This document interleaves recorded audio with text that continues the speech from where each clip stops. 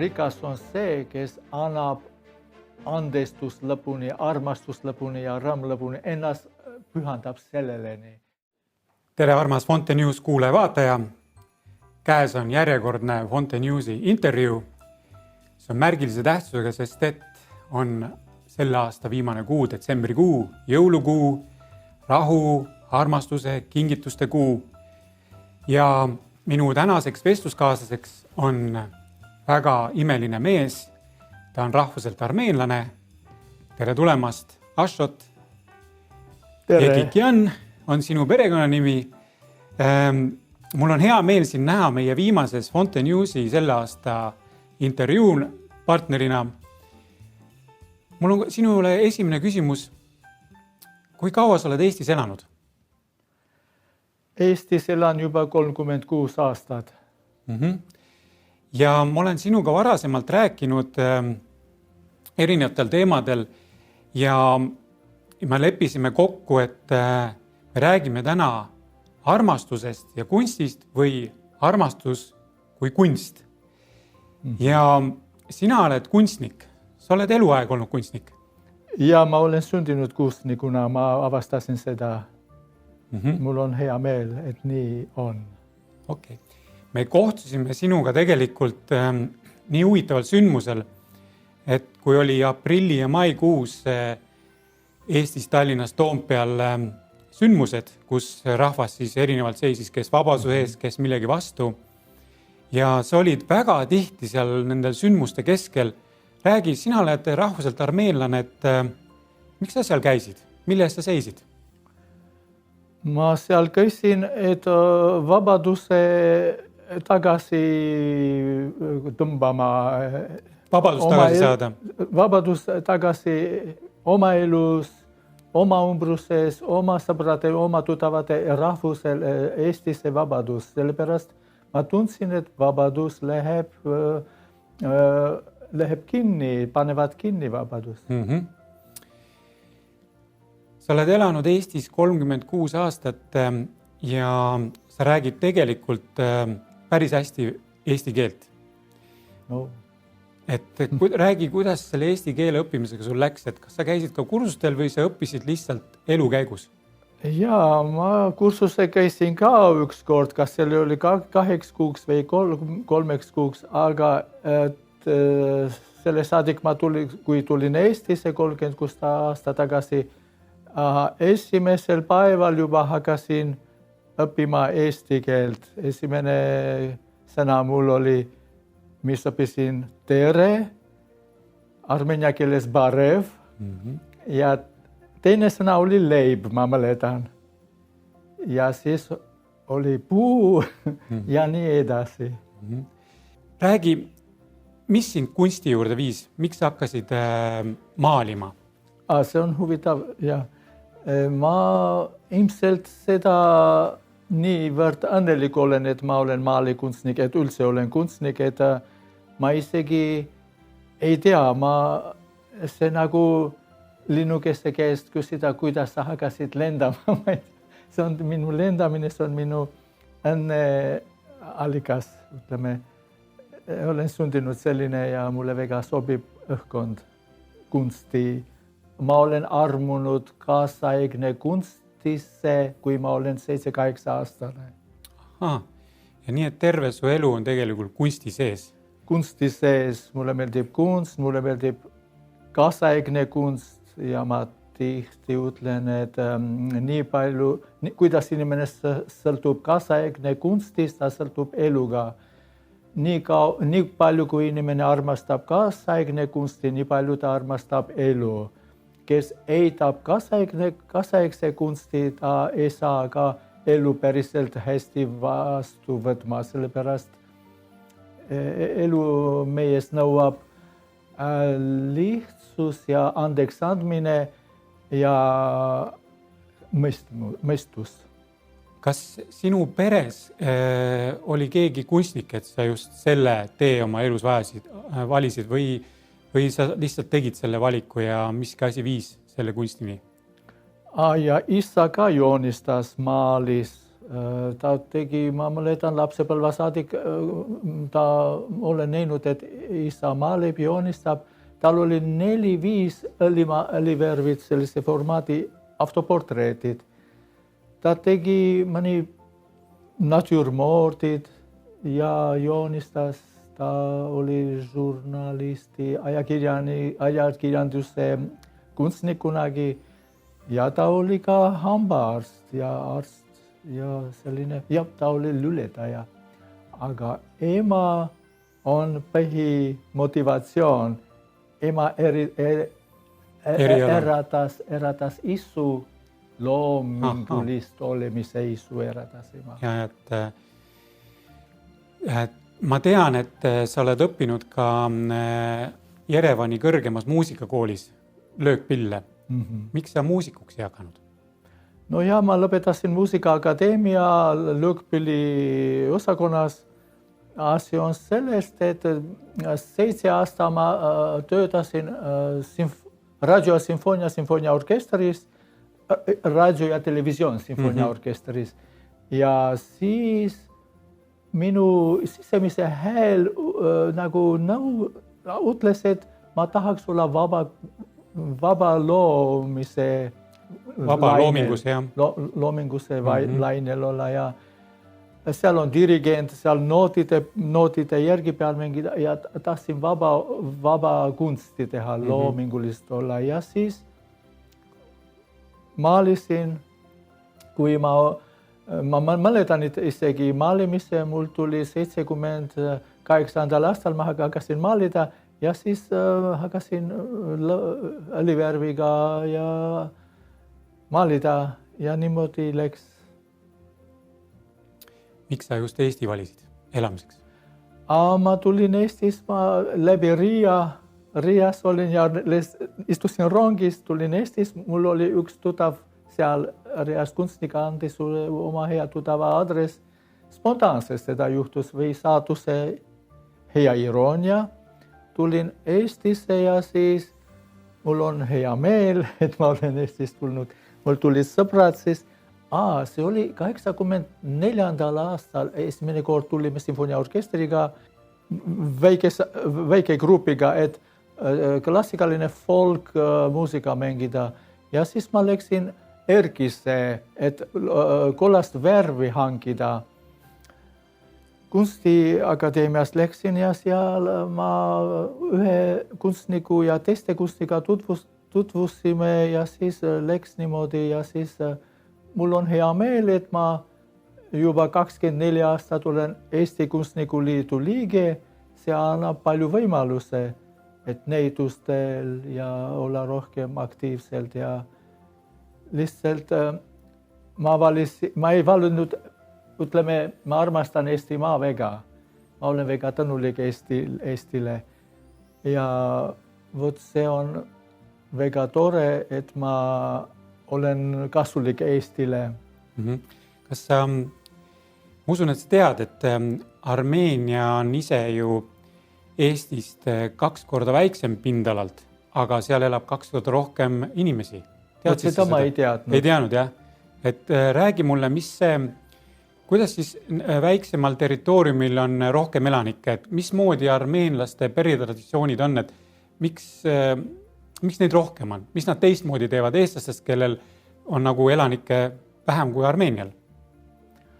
No seda ma ei teadnud, sellepärast selline küsimus on mul ootamatu, et armeenlast on Armeenias rohkem, muidu välismaalt on palju ka armeenlast, nagu eestlased on, nagu Hemingway ütles, iga portis on sadamas. Sa oled 36 aastat Eestis elanud. Kas on vahe Eesti nagu eestlase mentaliteedil, mõtlemisel, suhtumisel elusse? On seal vahe armeenlastega? Mida nad teistmoodi teevad? Kas on miskit, mida võiks eestlased oma käitumises, suhtlemises, mentaliteedis muuta? Või vastupidi, jah. Ja. No vot, selline huvitav hea küsimus, Veiko. Asi on sellest, et Eesti, kui ma tulin Eestisse, 36 aastat tagasi ma avastasin, Eestimaa vaba, Eesti inimesed on vabad.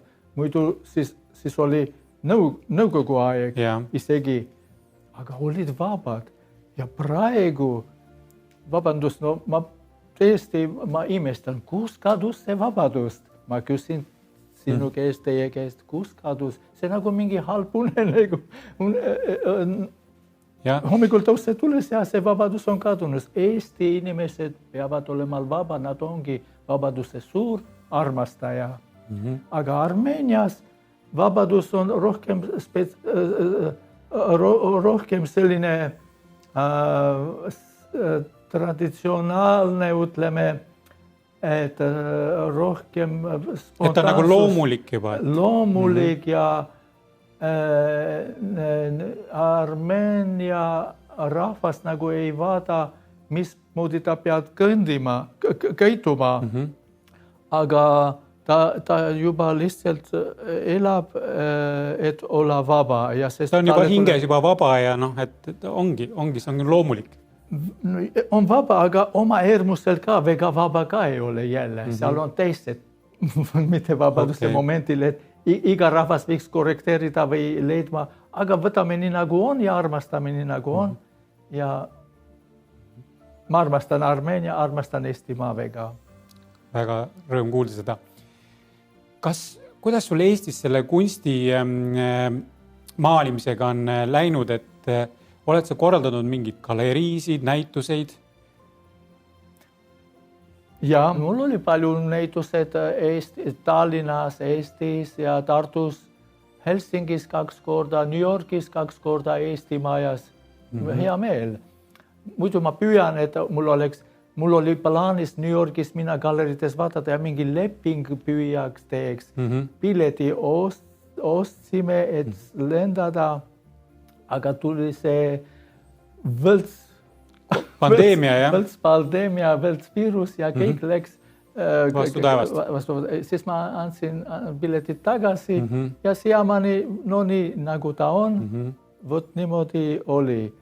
Aga näitused mul on olnud piisavalt palju, tahaks veel oleks näitused. Ja.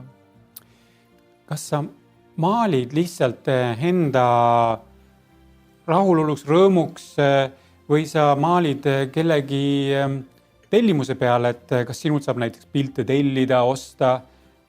Räägi natukene, et mismoodi sinu see igapäevane elu välja näeb. Milles inimesed küsivad, et kunstnik, milles sa elatud? Ja. No ma elan kunstis ja armastuses, nagu soovitaks kõik inimesed sellest elaks. Ja vabadus on oluline aspekt meie elus ja kunstis. Ma tellimus mulle ei meeldi. Tavaliselt ma ei võta tellimuse, kui mulle ütlevad, tee minu portreedi nagu ükskord. Sina ütlesid Veiko, ma ütlen, anna mulle, siis kui vaba, lubad mulle vabast maalida seda, mis mina ütlesin, okei, tee nagu tahad. Siis ma olin nõus, mul oli hea meel, mul oli nauding seda protsess. Aga tavaliselt, kui ütlevad, tee nii, et mina ennast tunneks, ütlesin, ei, vabandus, see vale adress, ma ei ole fotograaf, ma olen maalikunstnik, mulle meeldib kaasaegne kunst, ma ei võta tavalist tellimus, ei võta vastu. Mul on tegelikult kaasas meie intervjuu ajaks see pilt, mille ma palusin sul teha, ma tean seda väga hästi, sa ütlesid, et sa ei tee tellimuse peale, aga sinule, Veiko, ma teen selle erandi. Ja see pilt on väga põnev. Lihtsalt ma lubasin Ashotil joonistada täpselt nii, nagu see pintsel tal joonistab sellele lõuendile ja tuli siis minu nägu tema mõtete ja informatsiooni järgi. Mulle see pilt väga meeldib, sest et see on täiesti unikaalne, eriline ja seda pilti sa mitte millegi võrrelda ja et sa joonistad rõõmsa naeru suu ja silmad, et ma olen väga tänulik selle pildi eest. See pilt on mul kodus magamistoas seina peal, nii et ma näen teda pidevalt. Ja tegelikult sa Ashot müüd ka oma kunsti ja tõid vanalinnas. Ma olen sind väga tihti seal näinud. Nüüd, kus on see keerulised ajad siin, kas inimesed ikka ostavad su kunsti? No võtselt 2 aastat turistid ei olnud. Praegu viimasel ajal natukene nad hakkasid käima turistid, Ja tasapisi juba restaureerib seda situatsioon, turistid ikka midagi reageerivad, midagi võtavad ja ostavad ja see on väga tore, muidu suveperioodil ja mul on hea meel seal olla. Vaba õhkkonnas, vaba režiimis, vaba töö. Istun seal, joonistan, maalin, ripuvad maalid ja elu läheb, rõõm läheb. Ja siis see on hea, et seal olen juba umbes 23-24 aastat niimoodi suveperioodil. Seal ei ole direktor, kes ütleb, miks sa hilinesid ja ei ole mingi boss, kes ütleb palju mida sa tegid seal, kui palju pilt peab olema, see on nii vaba õhkkond. Vabadus minu jaoks on hapnik hingale. Keegi nagu nii olnud, mulle sobib seda.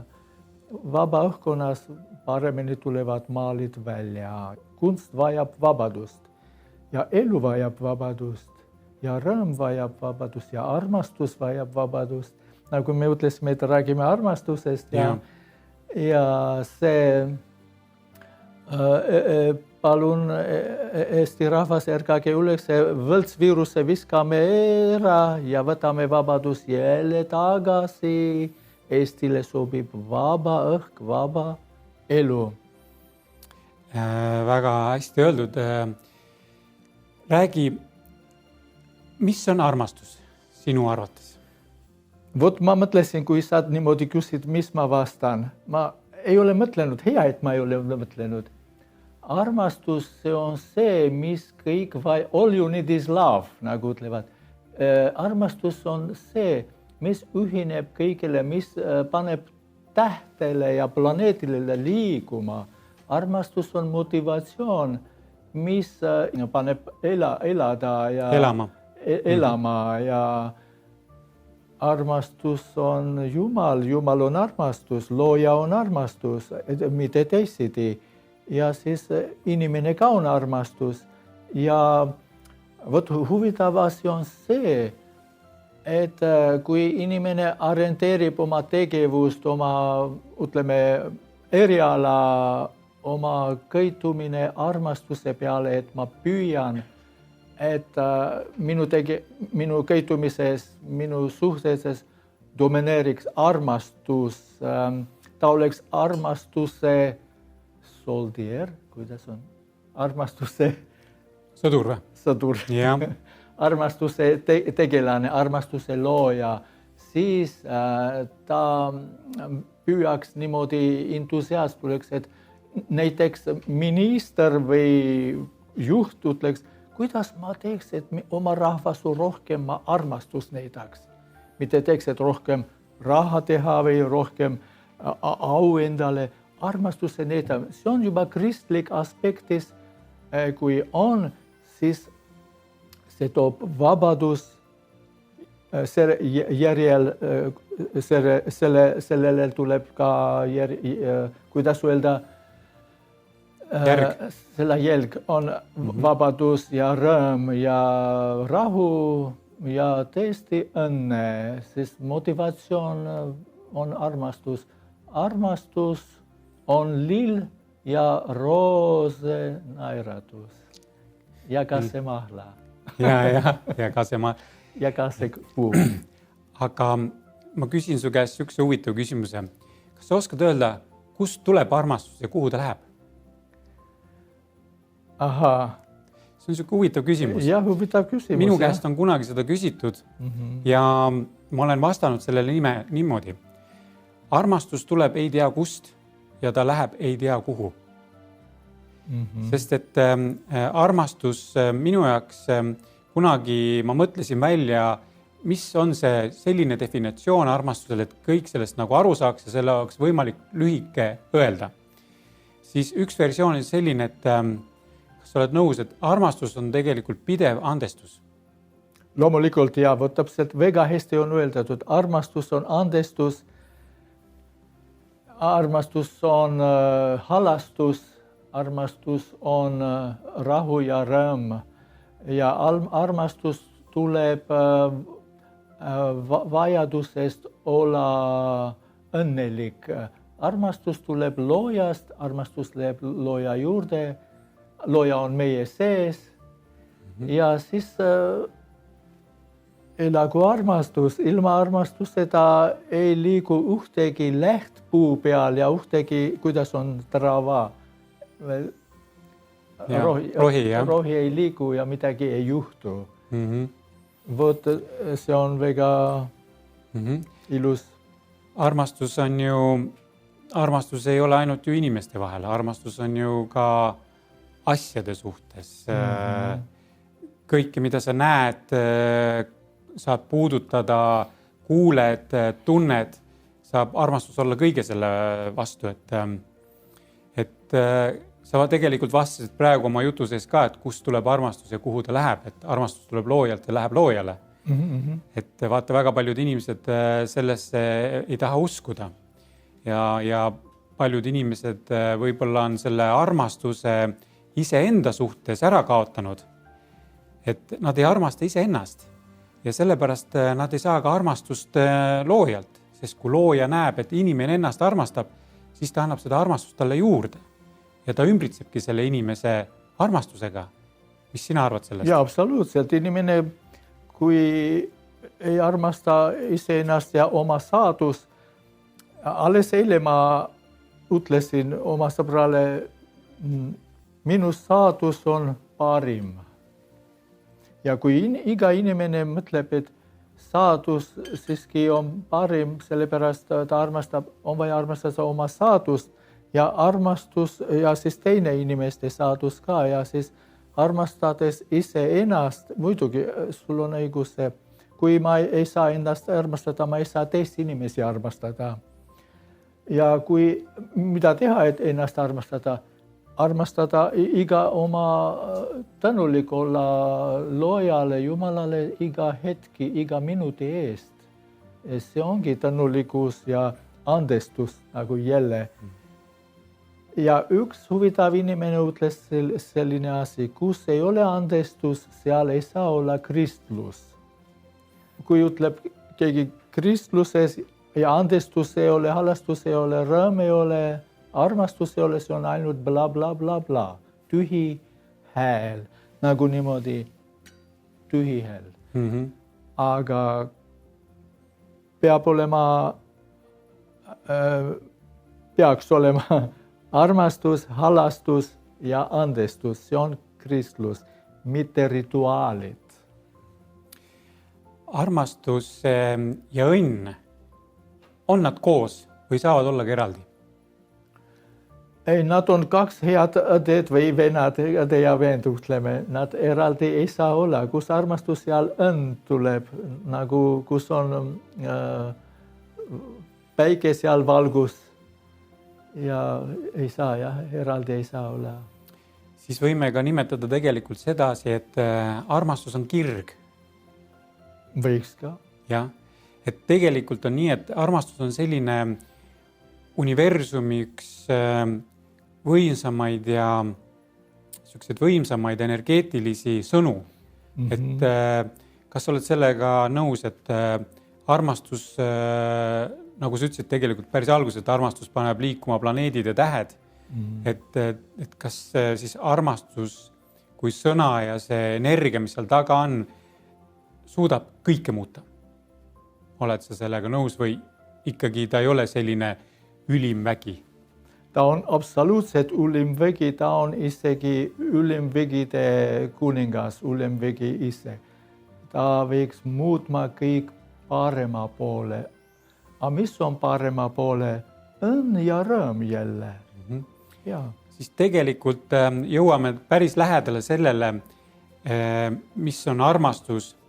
Armastus ju on, ta võib anda sulle surematuse. Sest et kui sa armastad ennast tõeliselt, nii palju kui ja nii tugevalt kui võimalik, siis tegelikult see armastus ju tervendab sind. Sa ei olegi haige, sest et sa täidad iseennast selle suure armastuse energiaga ja armastuse valgusega. See tähendab seda, et sa kiirgad seda positiivsust nii palju, et sa tervendad ka endal lähedal olevaid inimesi oma selle suure tugeva armastusega. on see nii? Ja muidugi armastus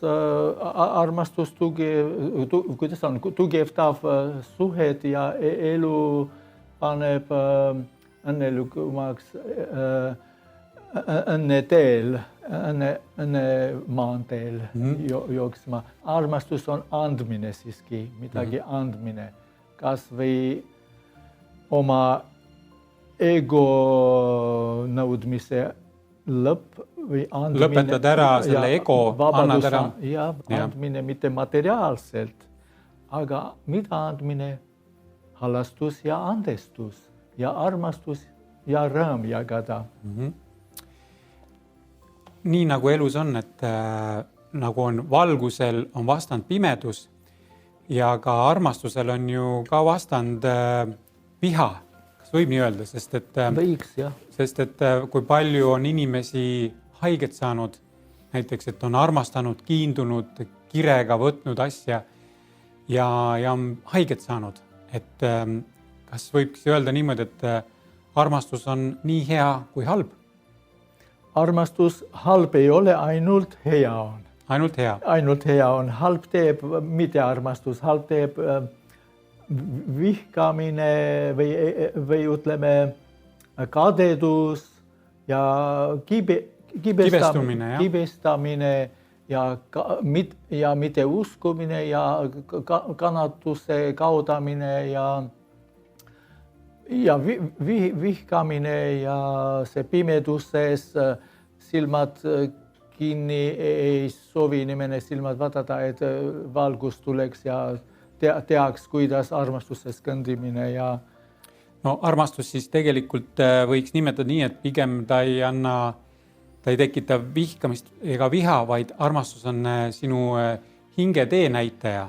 Et tegelikult on nii, et kui sa nüüd armastuses nimetatud pettud oletame inimese suhtes, tegelikult see, et sa nüüd pettusid, siis läbi selle armastuse see hing näitas teed, et see valik seekord ei olnud sinu eluteel ette nähtud, sa õppisid sellest, sa said targemaks ja nüüd on aeg liikuda edasi ja tulevad uued inimesed su ellu, et ei tohiks siis selle armastuse pärast, ei tohiks nii väga siis kiinduda, kui sa pettud, pigem on see, et tänan väga armastus, et sa näitasid mulle seda teed, näitasid ja valgustasid seda inimest.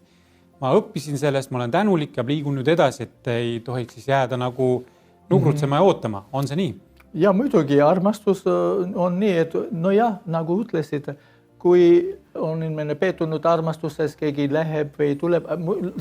Tegelikult, kui ma olen pettunud armastuses, see on minu probleem, see on minust. Kui ma olen pettunud alguses peale, aga ühiskonnas ja see inimeste riik, ühiskond ja asjad, see nõuab ka nagu keisarile keisarini ja jumalale jumala asja. Selles mõttes, et on vaja parem vigu otsida enda sees alguses ja siis mitte süüdistaja teiste, aga lõpp-punktis, kui keegi on süüdi, mina olen süüdi. Aga ma avastasin mitu aastat tagasi, juba võib-olla 25-30 aastat tagasi, egi tuli Evriga avastus, keegi ei ole süüdi.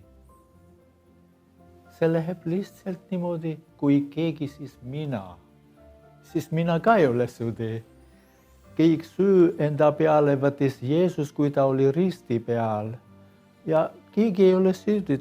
Sellest ta ütles, ta oli risti peal, ütles, isa anna andeks nendele, nad ei tea, mis nad teevad. Ja siis, aga ikka me teeme see, mis me peame teha, me nõuame vabadust ikka. Ja. Vabadus armastada. Ja. Täpselt nii. Armastusest võib rääkida lõpmatuseni, sest juba see armastussõna, see paneb ju liikuma absoluutselt kõik, ka mõtted ja siis hakkab tulema seda informatsiooni ja võibki rääkida erinevat moodi sellest. Igal juhul armastus on imeline ja kui inimene ikka väga ennast armastab, siis tuleb seda armastust igalt poolt juurde. Teiste inimeste poolt tekivad elus erinevad situatsioonid, mis tugevdavad seda armastust, su elu nagu ütleme niimoodi, et sa lendad. Ja, jõuluaeg nüüd. Ja, et nüüd on kaunis jõuluaeg, et inimesed võiksid tõesti, me saame aru, et on keerulised olukorrad maailmas, aga hetkel võiks tegelikult lükata kõik selle peavoolumeediad ja muud uudised, mis ei ole seotud vabadusega, armastusega kõrvale ja tegeleda see jõulukuu, detsembrikuu iseenda, oma perega, jagada armastust, armastada ennast võimalikult palju, olla lähedastega koos ja Ashot, sul on kaasa võetud mõningad oma raamatud, et ja, see on minu kataloogi. Ja, et sinu kataloog. Kas sa neid katalooge müüd, kust inimesed näiteks saaksid infot sinu kohta ja kus nad leiaksid sinu töid, et näiteks keegi soovib jõulukingiks osta, et jah, las uurib minu kontakti, kas või kirjutab, ma ei tea, Facebookis või helistab ja enam Apollos ja Rahvaraamatus ei ole. Ei ole neid raamatuid. Juba terve aasta ei ole, võt siin kõik tagasi, sellepärast seda ka Apollos on.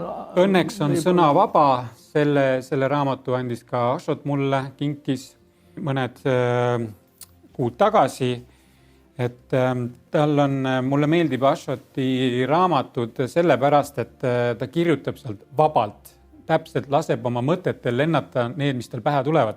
On see nii?